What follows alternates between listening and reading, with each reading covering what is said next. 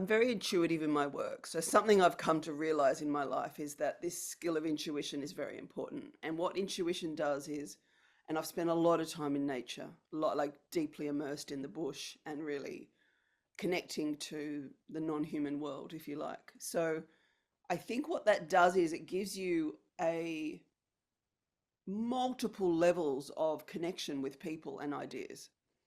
So when it comes to business mentoring, I can tap into, thousands of thoughts and ideas when I'm supporting someone. So if I really tune into your highest potential, it's Mhm. like without even trying, my body and my mind and my heart will just bring forth the information to best serve you, to serve your soul's journey.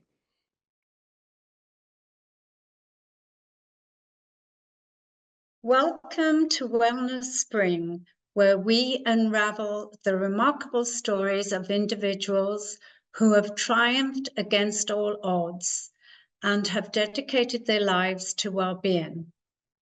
I'm your host, Beverley Holt, with 4 decades of experience in all aspects of well-being. Welcome, Jannine, to Wellness Spring. I'm so grateful to our communal friend, Suzanne Gamache, for this lovely introduction. Thank you for having me. I appreciate the invitation. Absolute pleasure. And before we delve into your incredible journey, could you please tell the listeners a bit about your background, where you grew up, and your family, your education, and so forth, so they can get an idea of the real you and where you came from? Oh, thank you. Wow, that's a big question because I'm pushing into my sixth or seventh decade of life. So I'll very briefly, I was born into the desert in a place called Woomera, which is close to Pitjantjatjara Lands in South Australia, as it's called. I was brought up on Tharawal land in a place more commonly known as Campbelltown, on the outskirts of Sydney. At 17, I left that town and haven't looked back. I've really traveled since that time. I'm a big traveler. I have a insatiable search for discovering new places and new lands. So that's taken me all over Australia, Western Australia, Tasmania, every state actually. I've been the desert. And then now I'm coming to you today from Scotland. I've been traveling for about 5 years. Um, every now and then we settle in a village or somewhere in Britain. We have grandchildren, which is what brings us here. And that's on the back of living in Byron Bay, which was on Arakwal land, Bundjalung country in Byron Bay. A lot of people ask me why I left paradise. And of course, the pull of family is strong. So we're here for our children, great grandchildren as well. That's fabulous. And like you, I just go with the flow and a continual traveler. And can you share with us a defining moment from your journey as a business pioneer that epitomizes the essence of your regenerative approach? Oh, interesting. Hmm. I'm going to trust this thought because when you asked me that question, the first thing that came to me was actually before I ever imagined I would be in business. And I think that's interesting because it's often not what we're doing at the time, it's all the steps and all the magical things that led to a moment. And the only reason I ever went into business is because of the amazing Anita Roddick from The Body Shop. And I thought, oh, you can be a good person in business. How interesting. And so, but that's a different story. But you asked me about a moment, and I would say it was when I was 17. I went to university. I'd had a very safe childhood in a small town suburb of Sydney in Australia. But it was like the curtains were just opened up for me, and I saw a whole new world. And that was the world of human rights. I didn't know there was such a thing as human rights. I didn't know how Australia was treating our Indigenous people. I didn't understand the. It was just shocking for me to understand the racism that had been taking place on the very land that I was brought up. So it was a moment where I realized there was another story and that there's always stories about how we can see a place. So I think that idea of um, a different reality and a different story really struck me at that moment. And it led to 10 years of involvement with human rights. And so when I realized one day I needed an income because I had a child by then, I thought, where can I have freedom and where can I still continue this story of human rights and connection to land? And business happened to be the method that I could do that. So in terms of regenerative business, that came much later. So all my businesses were, very early on, it was all about human connection, connection with land. Everything what we always did was certified organic. So I was very conscious always of not poisoning the land and ourselves. That's a theme that runs through. So around 2016, when I started using this term regenerative, it was this idea of renewal, and I literally did that for myself in 2018 when I completely started a whole new chapter of my life. Wow, that would have been incredible. So, as you mentioned, you've worked with many different countries and continents and cultures. So, drawing from your inspiration from First Nations wisdom to remote Aboriginal communities, how has the diversity influenced your mentoring style and solutions you offer to businesses? I think I have a really um, holistic view of everything. And right now I'm looking at this rainbow over your head, and and my hands are doing this thing, I'm just noticing it. Um, I'm very intuitive in my work. So something I've come to realize in my life is that this skill of intuition is very important. And what intuition does is, and I've spent a lot of time in nature, a lot like deeply immersed in the bush and really connecting to the non-human world, if you like. So I think what that does is it gives you a multiple levels of connection with people and ideas. So when it comes to business mentoring, I can tap into, thousands of thoughts and ideas when I'm supporting someone. So if I really tune into your highest potential, it's like without even trying, my body and my mind and my heart will just bring forth the information to best serve you, to serve your soul's journey. So Wow, that's amazing. I'll have to book a session with you. And you mentioned that you've always been mindful about the land and not poisoning the land. At the moment, globally, the farmers are encouraged by chemical companies to use that for their crops. What are your thoughts on that? my thoughts are to always focus on hope and love and positivity. We can't control the system that exists. We can speak up against it, we can speak out against it. But at the end of the day, you have to tread your own path. So there are farmers all over the world bucking that system, and they're just working away quietly in their land, some of them more publicly than others. And I think the more and more example, and there are so many inspiring examples of people doing it differently. And I always love those aerial shots of, sort of vast arid land that's arid because of monocultures and farming. And then there's this lovely green patches in the middle. So the people dedicated to regenerative farming, or they may call it agroforestry or organic farming, there's many names. It doesn't matter what you call it.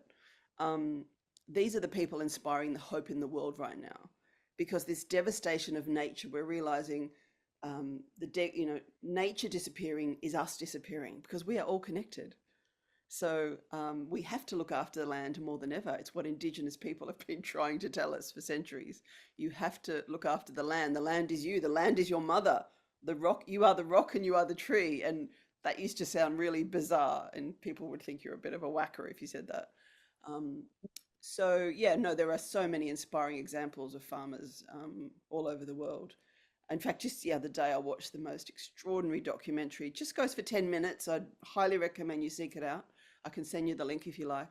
And it's about how in Ethiopia, it was the churches that have saved these small patches of forest. So Wow.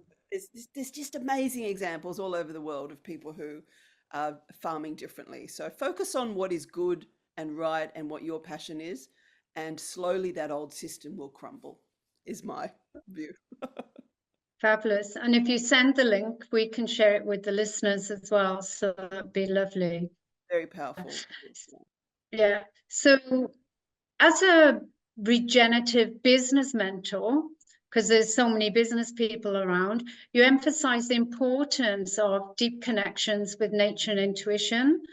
How do you help business leaders integrate these elements into their operations, especially in today's fast world, which is technology driven?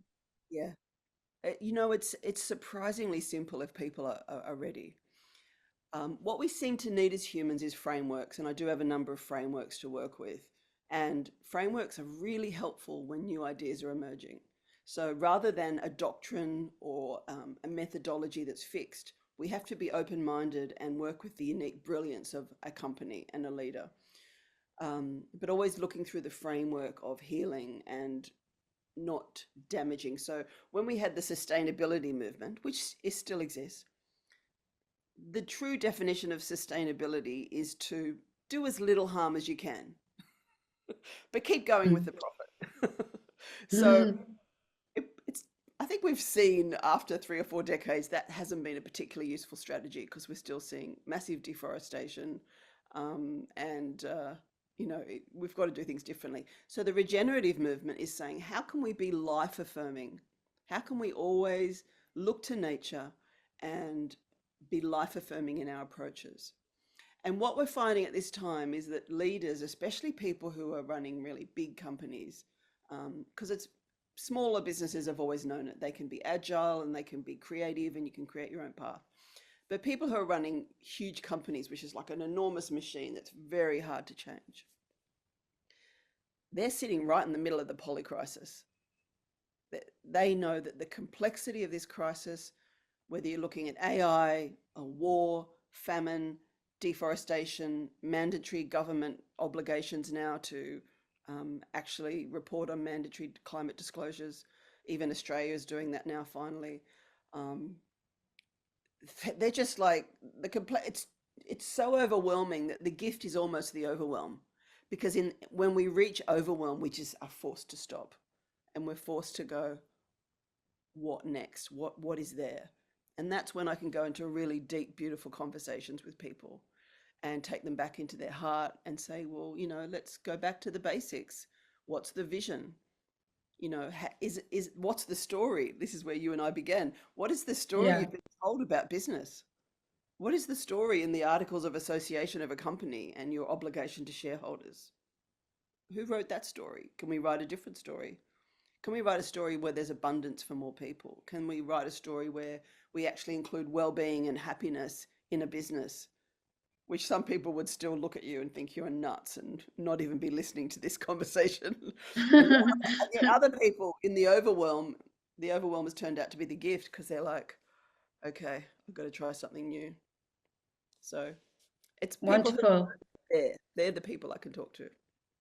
Yeah, because you mentioned overwhelm, and burnout have been prevalent in issues in the business world and in lockdowns. And, I was curious how you address these challenges, which you've mentioned a few. Mm. And could you give us an example of a success story, for example, of a client coming to you and Yeah, sure.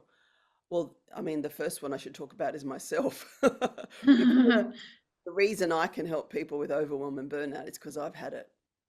And right? it's awful.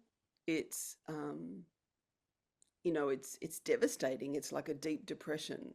And it's like when you burn out, like seriously burn out, not like, oh, I'm really tired, I need a retreat, not that kind of burnout. They're actually the signs that lead to burnout, by the way. So I try to catch people. Um, but once you've burnt out, in a way, if I even hit a little bit of overwhelm now, I have to stop. My whole system won't let me go there again. But because I've been there, I know, and I have this phrase I use, which is like, the bigger the problem, the bigger the gift. And burnout was my biggest gift. I never knew it at the time, I would have been really angry if you tried to tell me that at the time. Mm. So I'm very careful in my caretaking of people that come to that. But yes, so it's like being the phoenix, and that's why the phoenix is actually my business logo, because I literally rose from the ashes. So Wow. when you what happened to me was that the depression was so difficult and so dark. Physically, I couldn't even move at some stages. I was literally stopped in my track by life completely. So I had to rebuild myself slowly, and it was the first time in my life that I didn't have a goal that I set out to achieve. So this is when the intuition started coming in, and I just started following the signs. And what it has emerged is this ability to help people on a scale that I could never have imagined before. Wow. So, yeah. Yeah, and I'm sure, because people have to be in the right mindset to accept it. But I think when you get rock bottom and if companies are not doing so well, that's the time when they'll say, stuff it, I'll try anything because I want to save the company. Yeah. So, But sometimes saving the company is a surprising route. So in my case, where it's like my burnout came as I was still running a company. So, you know, I lost my ability to lead. So we had to close warehouses, we had to close the shop. Like, it was devastating. I was embarrassed. It was shameful. I publicly, everything looked like it was falling apart. And yet, what actually happened was we were forced to restructure. And what came out of that was a much more efficient business. And we were then able to rebuild and rebrand. And then I eventually sold that in 2018. So, again, bigger the problem, bigger the gift. But to your question to other people, while I can't mention names, I find that there's two reasons people come to me as a coach or a business mentor. One is when they've really got a big problem and they cannot see a route. But the second time, and possibly a better time to come, and few people do this, but a few do, is when things are going really well. And we hmm. rarely think to ask for help when things are going well. But I say to people, if things are going well, imagine how much bigger and brighter you can build from that place. So you can build from the dark and you can build from the light, but they're the two times to get help. Yeah. Without help is nuts. I just casually say to people, you're not, if you don't have a coach or a mentor and you're running an enterprise, that's nuts. Yeah, that is nuts. And it's a bit like preventative medicine as well. You know, if you care for yourself today, even when you're well, it's easier to work on prevention than treatment of an ailment. Yeah. And I know you have a conscious platform and programs. Can you explain what happens in those? Yeah, thank you. So you asked earlier about doing things differently in regenerative business, and one of the ways to do things differently is this. We have all been raised with the consciousness that it's all about the individual. And the truth is we are unique, but we somewhere along the line somebody got that mixed up with being unique with being an individual. So we've been brought up to only think of ourselves. And you get ahead by, maybe crawling over other people or, educating yourself and, you know, l- just dropping off things like love and connection for the sake of success. That's the model that we've been given. And I'm really interested in going, I'm going to prove that you can have success by including love, including intuition, including care. And so our business programs, and the primary one is called the growth experience. Um, in fact, we used to have one called the Be Experience, and that's the business I actually gave away to Suzanne. So again, always modeling. You don't need to Yeah. sell things; you can give them away to help give them breathe life into the world. But what came from that was the growth experience. And what we do in that is we basically look at a new paradigm of business. We start with that personal development, and then we move into the traditional things you would expect in business, like conscious marketing, as I call it. So, conscious marketing is basically non manipulative marketing, but learning how to Mm. communicate and tell stories and really connect with people in a way that matters. Because people do want things and people want to connect with you, but if you do that in a genuine way, so we teach people how to do that. and there's a beautiful process where I'm not the only mentor. So I teach people how to have a nature mentor, and people go, I'm using this word teach. It's interesting. I do partly teach, but my goal is to facilitate, because I strongly believe people don't need to learn new things. They need to remember what's already in their heart. So I create a space where it's more about remembering, which feels like learning, but it's really about remembering. So yeah, so we do personal development, we do conscious marketing, we do storytelling as a huge module, and everyone produces a big piece of work where they some to externally express everything they've learnt, and it goes for a whole year, so that there's lots of space for change and personal development. And right in the middle of the year, in this period that we call evolution, um, take people who can, if they're in England, come to a sacred stone circle called Avebury. You may know it, Beverley. Yeah, hopefully I'm going there next month. Oh, amazing. To Glastonbury and that whole area. Oh, fantastic. Well, Yeah, that's very special to my heart, Avebury. So I take people there and we have yeah. really magical, intuitive experiences there. So, yeah, so the Conscious Business platform is a place where we can run conscious business courses. Yeah. That's fantastic. And I'm intrigued as well about your ethical products creations and branding, which you've just touched on. Yeah, I mean that's my last business, Nature's Child, where we had ethical supply chains. It was cradle to grave love is what I called it. Excuse me.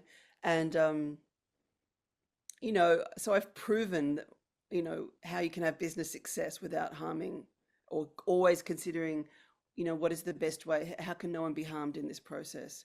That was the whole basis of that company. So I can help people because I've done it, not because I think it's a theoretical idea. Mm.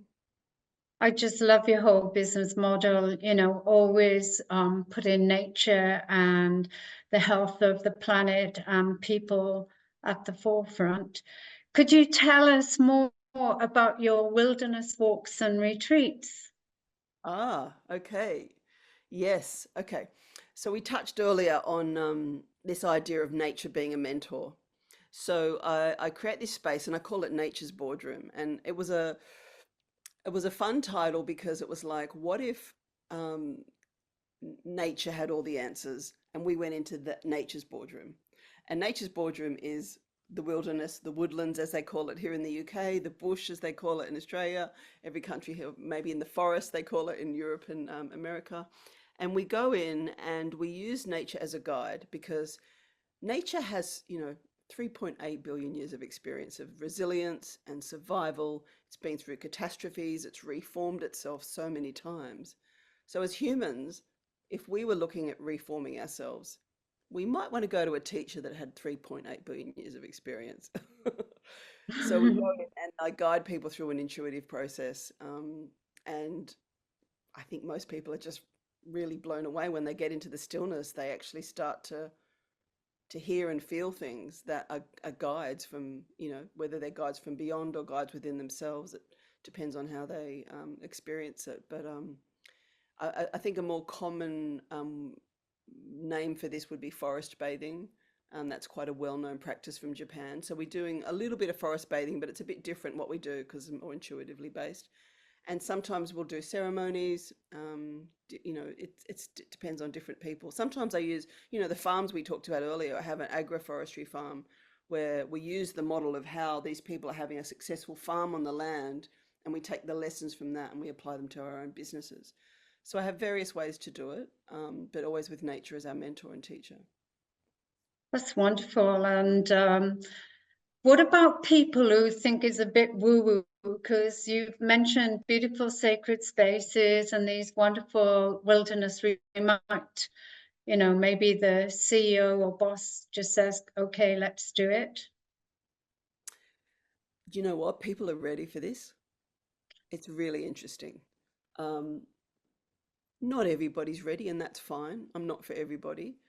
But I think, like I said earlier, that gift of overwhelm, or the polycrisis, the complexity that the world is in right now, it's just so many layers. Um, Like at the moment, just not far from us, a few thousand miles, but not far, Israel and Iran are trying to work things, they're in a crisis right now, today, as you and I are talking. Yeah. Um, Still got the war in Ukraine, we have famine.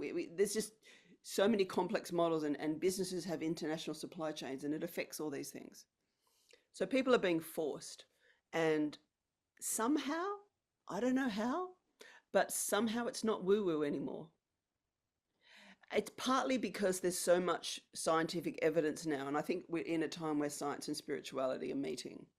So there was the time of spirituality, and then there was the Renaissance, where, which is what we've been living with the effects of for the last 400 years, where it was like, science can prove this, and that it's been really useful in many ways, but actually they always had a lot more in common than we realized.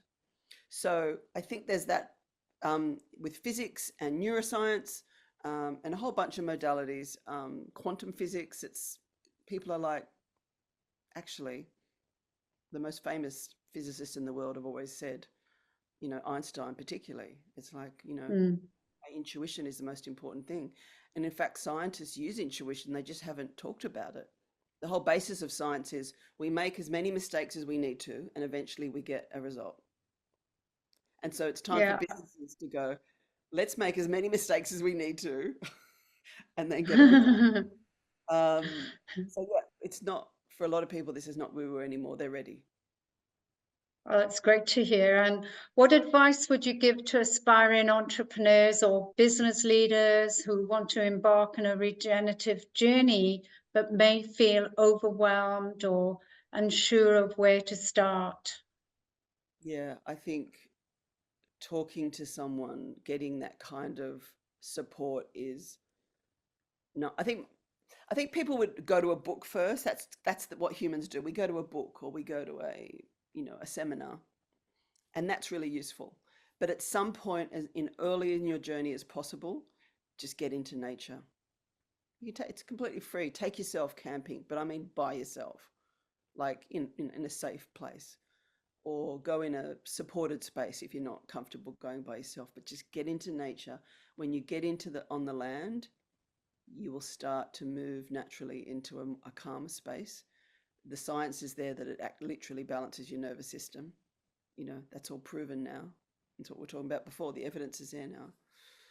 Yeah, And then connect, find communities of people that you can talk about this, what's emerging in you. And some of the people that come to me are just like, they're almost like, maybe they're a bit embarrassed, or they don't even know what words to use, and they're like, something's happening and I just feel like you won't judge me. I get that a lot. I'm like, I just got a feeling wow. I can say anything to you. Or you know sometimes people are, well, I've got this idea, but people around me keep telling me it's not going to work, but I wondered what you thought. And then often I'll usually celebrate and champion their idea. So um, yeah, get into nature. First advice: don't rely on books to learn about regenerative business. Read one or two for sure. Find a community. There's a few around the world now. Reach out to me or someone similar and get into an experience where you can start to embody this knowledge that's wanting to come forth in you. That's wonderful advice. Thank you. And can you tell us about your monthly love letter to humanity? Oh, yeah, thank you. Do you know that just came to me, as a lot of things do, out of nowhere. It was just like a phrase. And I had this idea of, what if we wrote to people like a love letter, which is because when you're writing a love letter, you can be a bit vulnerable, or you can be creative, or you can open up in a way that's different to, if you're writing a letter to your MP, or if you were, writing an academic Mm. essay. And I'm always loving how can I champion other people? How can I provide a space where to elevate new voices? So I just put this idea out there, and we've got our first 10 letters in, and we're publishing them. Well, actually, a few are up already, and then the rest are going up this week. And then we launch it on April 22nd, which is Earth Day. And hopefully, everyone else is as inspired as us. And you'll see from looking at other people's letters how short they can be. It's not about how long they are, it's about you connecting in a really meaningful space and getting that published. And then we champion you. We put your photo and your link there so people can go and explore you. So it just fulfills so many things in one beautiful go. It's completely free. It's just a way I can support and champion people who want to speak from the heart. Just such a wonderful thing to do, because it warmed my heart when I seen it on your website. And in the beginning, you told us you moved to UK because of your family, and I saw one of your products is the Hugabeb baby carrier, which Yeah. was a revolutionary project that changed parenting practices worldwide. Can you elaborate on the product a bit more and how Indigenous wisdom played a role in its design? Yeah, thank you. There was a there was a first of all, it came from within me. Like I had this, you in 1995 when I had my first child, you were expected to put your child in a cot, give birth in a hospital, and all these things. I don't know where it came from. Because I'd spent the last few years in the bush, perhaps. Um, I just thought that feels wrong. And then I came across a book by a woman called Jean Lidloff, who wrote the Continuum concept. And she talked about both the science and the spirituality around the importance of human connection and touch. And I'd spent a number of years in various Indigenous communities, so I'd seen other ways of being. Um, and whether I knew it or not, it was somehow affecting my thoughts and beliefs around connection and parenting. So I went to get a baby carrier, and I think there was like two on the market at the time, and they were, it all relied on your shoulders being pulled down basically, and you couldn't use them Mm. past 2 months. They were meant for a newborn, and they weren't very comfortable. They were awful designs. I don't know who designed them. I don't think it was a mother. So we just thought, okay, when you look to Indigenous societies, they're carrying their kids. Like they parent in communities, they parent in tribes. You have a grandmother and a grandfather, and you have a cousin and an auntie, and people don't parent by themselves. And in the Western world, we're expected to be alone as a woman while your partner went to work, and it was isolating, and clearly negative effects were coming from that. So we thought, this is nuts. So I don't know. I think we just took that idea of a sarong, and then we thought what fabric would make that more comfortable, and then we found a kind of a stretch fabric, and we thought, well, how would you tie it up without any buttons or clips? And I don't know. I look back now and I scratch my head and I think, wow, that was amazing. We did that. And now I still see people all over the world. There's different brand names. We were copied very early on, which is fine because we knew it was easy to copy. But we remained the best known brand, and Hugabub is still going today, along with other brands. So yeah, very exciting. Sometimes I'll see someone in the street, and I'll just, in every country in the world I walk past, and I just think they don't know they've just walked past the person who, with my friend Suzanne, we invented that. Wow, that's amazing.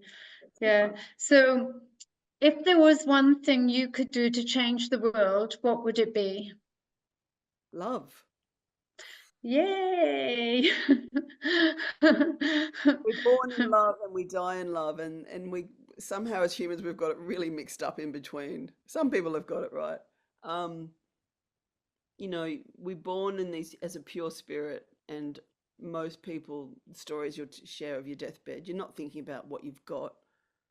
You're thinking about who you're with.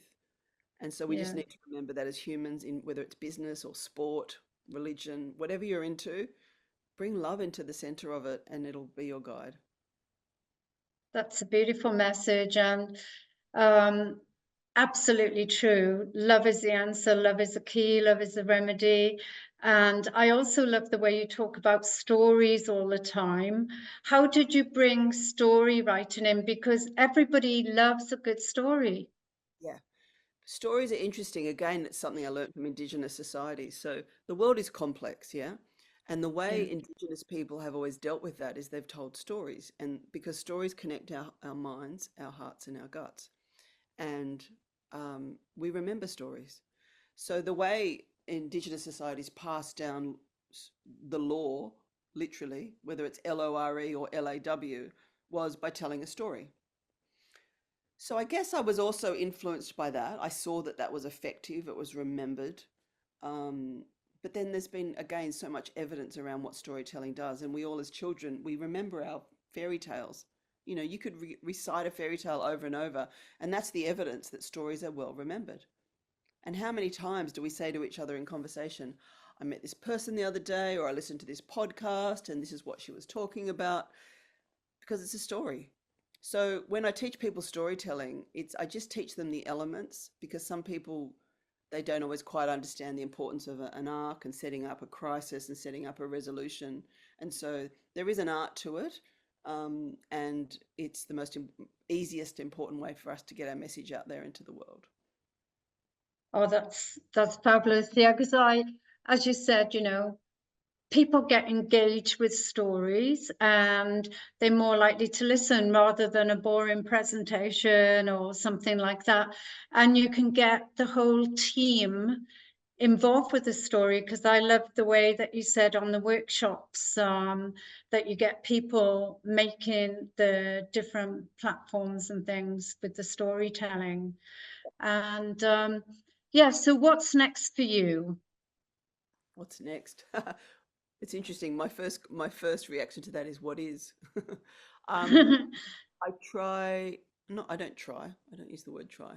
I am very in with what's happening, and at the moment there is a new thing emerging, and I'm kind of observing it within myself, going, "This is interesting." I'm getting more and more. There's an aspect of my work that's being drawn into the corporate world because, as you say, people are waking up. You know, there's this, people are Yeah. willing, people are kind of silently and quietly coming to me going, you know, so I'm like, this is a new world for me.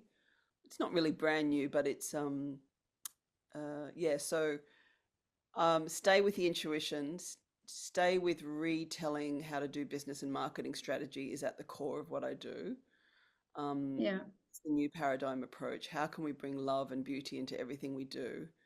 And how can we do things without harm? So, um, yeah, there's something emerging. You know, I'm not even sure what words to put on it now, but I will continue to grow the growth experience. I'd like to see it um, not get any bigger than a circle of eight. So what we'll do is we'll just create lots of circle of eight. So I'd like to call in people who are interested in potentially being part of facilitating those circles. So I guess that's an important thing emerging too.